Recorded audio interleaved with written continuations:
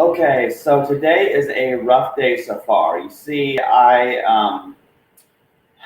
had to take a shower this morning because I was hurting too bad to take a shower last night. But anyway, that's not the point. The point is, I wasn't planning on getting on my computer today before work, and I only have an hour before I have to leave for work. Really, but I want to talk about this issue because this is on my mind. You see, my mom emailed me. She told me that she heard on the radio about a transgender book being banned called When Harry Became Sally. So apparently this was on Amazon, but then it was removed, and the author of the book wasn't even notified that it had been removed, and wasn't given a reason for its removal either. So there's more censorship. I've had this happen. My friends have had this happen on Facebook and stuff like that. We're having to see more and more internet censorship at this time, where books are disappearing, posts on social media are disappearing, and then there's Parler, which disappeared too. Amazon shut down the servers and stuff like that, So the internet censorship is becoming an increasing problem. So this concerns me as an author, you see, because I have published several books. My mom has published books and will publish more. And I don't like the idea that books are becoming harder to find, and the information that authors take so long writing a book takes time. Editing, proofreading it, publishing it, promoting books takes so much time, and it often costs the author a lot of time and money. And this has been my experience, my mom's experience. And so I don't like that when Amazon just decides, oh, we're not going to sell your book anymore, and we're not going to give you a reason why. So this hasn't happened to me yet, but it very well could, because basically whoever runs Amazon are assholes, basically. And so this author's upset about it, and this isn't the first time, I'm sure, that Amazon has banned books, but this type of thing should not be happening, because I believe in freedom of speech, and we live at a time where, due to this whole COVID-19 pandemic, people are told, oh, you can't visit with people, you must social distance, must stay away from your grandma or she'll die, So then people use the internet to communicate. People use the internet to communicate what they have to say through video chat and writing. We use the internet in order to get our thoughts across. And then the avenues that we use on the internet to share our opinions and relate to others, well, then they're removed. And we're told, oh, no, you can't do this. Free speech doesn't apply to the internet. Well, where else are we going to share our thoughts? How are we supposed to communicate aside from the internet when all the good people that you relate to live in other countries? Like, okay, this is the weirdest thing, so many people who live in my same town or even nearby who could come see me in 15 minutes driving don't. And then all my best friends are in like Oregon, California, England, Philadelphia. Like, I have friends in other places. So the internet is how I always relate to people.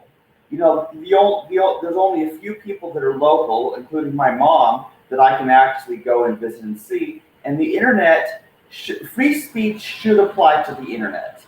And since I found out that this book, When Harry Became Sally, was banned off of Amazon, my mom wants to read it, and I want to read it. And so I've been searching, trying to find somewhere where I can buy a paperback, or a hardcover, whatever. I want an actual book.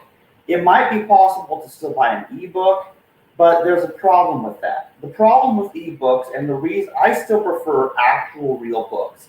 I read plenty of ebooks, but the problem with ebooks is that then if you buy an ebook and then it's banned from that retailer where you bought the ebook from, then if you have a new device or whatever, or if you deleted that book and want to re-download it, you can't.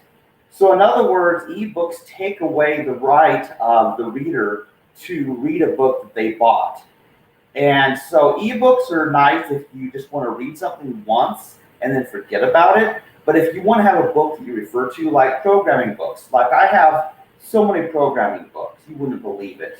Because if you want to refer back to something, you want to have an actual book, an actual paper and ink book that you can hold in your hand, you can flip through the pages, put bookmarks in. I usually put toilet paper and pen as bookmarks these days, but it works, And so I only have so much time before I go to work, but I want to talk about some things. I really want to talk about this internet censorship problem.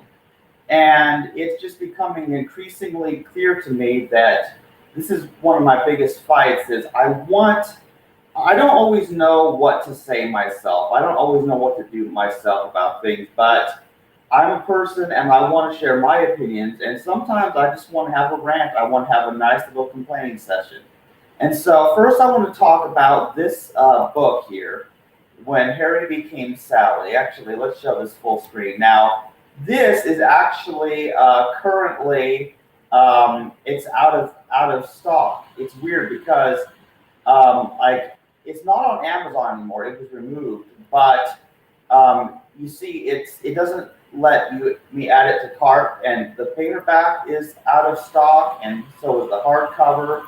Now the Nook book it allows me to add to cart, so I could possibly buy the Nook book version, but I'm not even sure what a Nook is. I know it's some kind of device.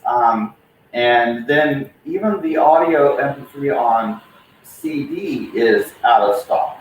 So I can't get it on disc or a paperback or hardcover book, only ebooks. And I'm going to buy I am totally going to buy this is weird. See, because somehow I added it to my cart here. Yeah, this is weird because it's weird because I was trying to buy it. I was going to see if I could buy it, and if it would just ship it to me when it became available.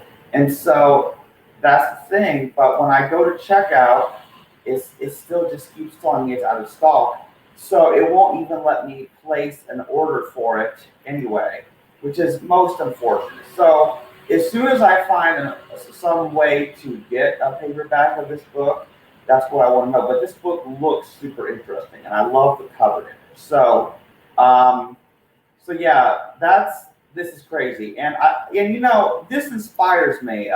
This inspires me because I'm going to switch back to my camera for a minute. This book inspires me because I want to talk about some things. I really want to talk about some of these transgender issues because it seems that people being transgender is becoming a real issue these days. It's becoming a political issue these days. And I'm not sure entirely why everyone's making such a big deal of it. You have to understand, I'm transgender, and I've made that very clear. I've explained that, how I feel about that, and I believe that anybody should be able to identify however they want and be called by the pronouns they want, as much as people are able and can remember, and I think people should be allowed to have surgeries, I had an orchiectomy, and I think people should be able to have surgeries they want, so I'm not against transgender people. I am one myself, and I understand gender dysphoria. I totally get it. But why is it that everything's gone so far? Like, why is suddenly everything about LGBT issues? Why is that becoming the big political issue? I feel like, back in the past, abortion used to be a major political issue, but it's like information is getting censored about abortion, and pro-life pages are being shut down by Facebook and other places, even Twitter, and I'm subscribed to a lot of pro-life newsletters too, so I find out when these things happen. So it's weird because you're only allowed to say certain things, and if there are certain things you say that don't agree with the political agenda of whoever is running Amazon, Facebook, Twitter, Google, whatever, well, then they'll remove your content. And I don't like this. I really don't like that content just gets deleted because it happens to disagree with the powers that be. And so what is the solution? I even joined Parler, and then that was shut down. What is the solution to fight against online censorship? Because, I'm not a billionaire or something, so I can't just start my own platform and pay for all my own servers and provide a social media platform for people. But I kind of wish I could, because I believe in freedom of speech, and I think nobody believes in freedom of speech anymore, it seems. Like, I feel like people should be allowed to. Okay, I want to say this. I feel like people should be allowed to say information, even if I view that information to be false, even if I don't, even if I disagree with them. The reason for that is, okay, here's a good example. So I have a friend who says that the Earth is flat. Okay, I have a flat Earth friend, and I listen to her and I try to understand her viewpoint. We've done podcasts with her in the past, and I'm like, okay, fine. The Earth is flat. How is this relevant? And I don't know. To me, it doesn't make a difference whether the Earth is round or flat. Personally, I still believe that the Earth is round. I'm not convinced the Earth is flat.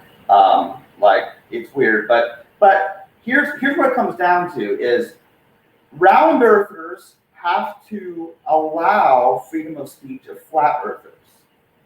And this is because of the golden rule. Because if round earthers ban flat earthers from sharing their viewpoint, then when a flat earther runs the website or runs a company or whatever, then they can say, oh, well, we're going to ban anybody who says the Earth is round. So it goes both ways. If round earther bans a flat earther, then that gives the flat earther the right to ban a round earther. You get what I'm saying? So the point is, we have to allow people to say things that we disagree with.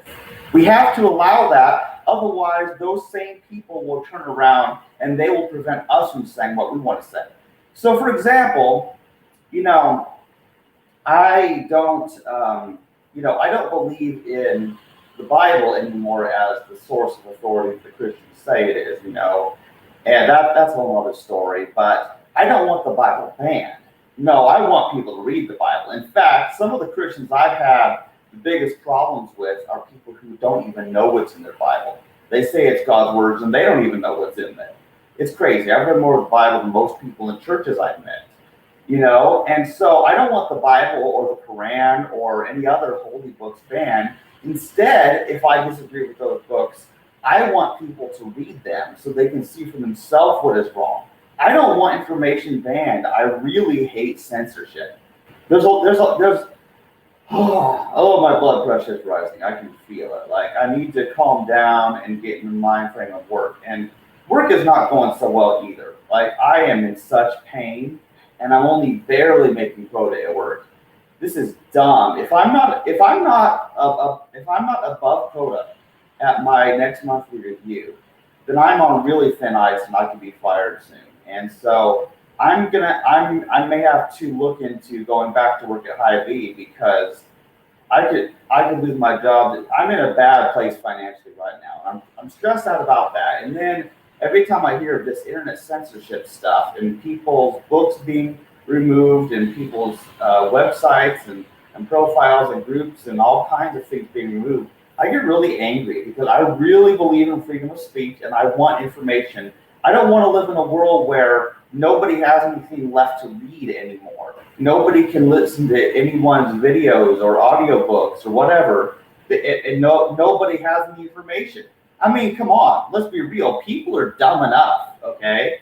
People, they don't even read the books that are there. They don't listen to things that are there, as it is. And so when we have a world where there's lack of information, we're thrown back into the dark ages. We're thrown back before the internet, before the printing press, when most people were illiterate and stuff. Like, people need information because that's the only way that anything improves. And I became vegan because I had the information of the internet to find out what was happening to animals and to learn about being vegan and stuff like that. And with that, the internet saved my life in more ways than you could possibly imagine.